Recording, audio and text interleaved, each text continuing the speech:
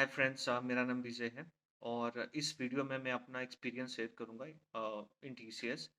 सो like मेरे को I have like close to 10 years of experience in IT industry. Basically मैंने अपना सारा काम नेटवर्किंग डोमेन पे कर रखा है।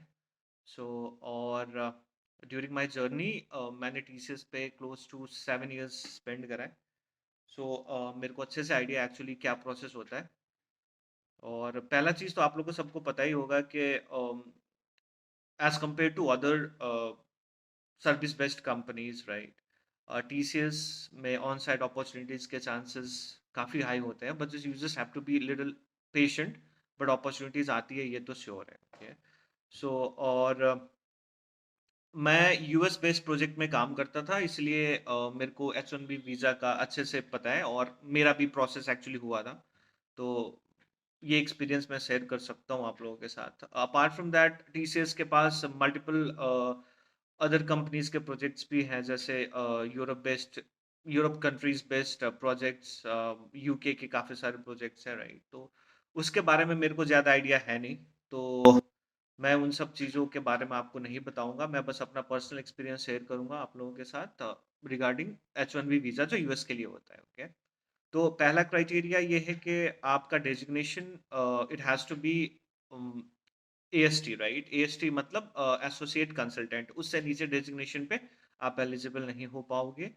और अब ये डेजिग्नेशन लेने के लिए एलिजिबिलिटी क्या है? तो पहला है, या तो आपका total years of experience it has to be at least 7.5 years, right? अगर आपका एक्सपीरियंस 7.5 ईयर्स है तो आप अपने मैनेजर को जाके बोल सकते हो कि भाई मेरा तुम प्रमोशन करा दो, ताकि मैं एलिजिबल हो जाऊंगा, राइट? और दूसरा क्राइटेरिया ये है कि मान लो अगर आपका पिछला प्रमोशन टीसीएस में ही हुआ है, तो आपको जैसे इससे निचले वाला प्रमोशन होता है, डेजिग्नेशन होता है आईटीए का। Okay.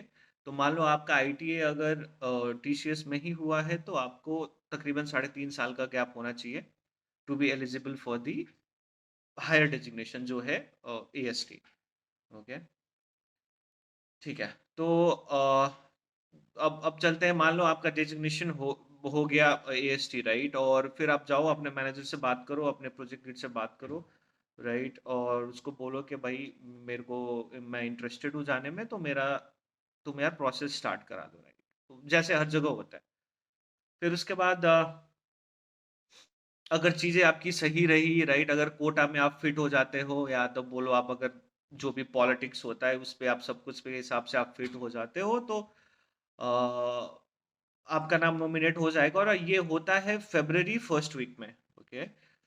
Every year February first week में नॉमिनेशन जाता है H1B वीज़ा का। तो ये आपका फर्स्ट वीक में हो जाएगा। और इसके लिए टीसीएस में एक डेडिकेटेड टीम होता है जिसको हम बोलते हैं मोबिलिटी टीम। ठीक है।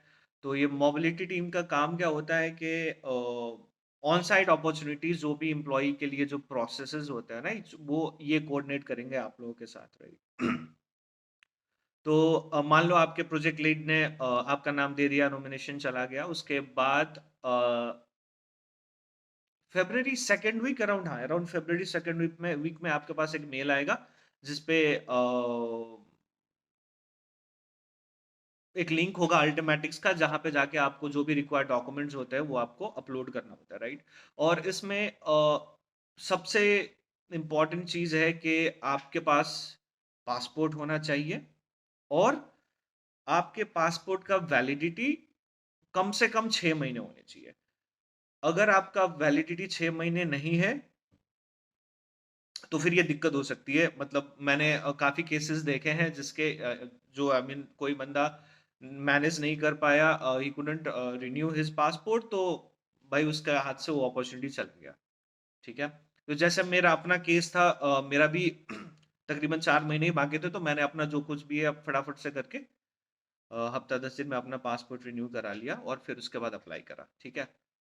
तो तो मान लो आपके पास पासपोर्ट है, सारा डॉक्यूमेंट्स है, और पासपोर्ट के अलावा ये आप आपसे एजुकेशनल डॉक्यूमेंट्स मांगते हैं।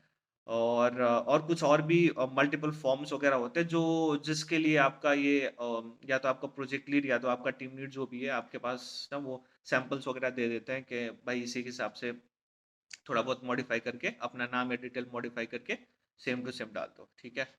तो ये सारी चीज़ें होती है, आप अपलोड कर दोगे और अल्टीमेटिक्स के मोबिलिटी कैटेगरी में आप अपलोड कर दोगे और उसके बाद फिंगर्स क्रॉस्ड और इसका रिजल्ट आता है आपका लगा लो मार्च 31st।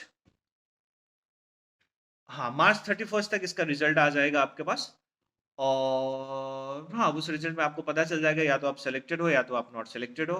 जैसे मैं अपना केस बताऊँगा, मैं नॉट सेलेक्टेड था। तो ना बस दैट्स योर लक राइट, क्योंकि अल्टीमेटली एक बारी कंपनी से नॉमिनेशन चला जाता है तो ये H1B वीज़ा में सबसे बड़ा प्रॉब्लम होता है कि फाइनल स्टेज पे ये ना लॉटरी वाला हिसाब किताब हो जाता है, बिकॉज यूएस एम्बेसी अपने एंड में इलेक्ट्रॉनिक लॉटरी का प्रोसेस करते हैं और उससे नाम आपका नाम निकलता है कि नहीं निकलता है, इससे उस पर डिपेंड करता है।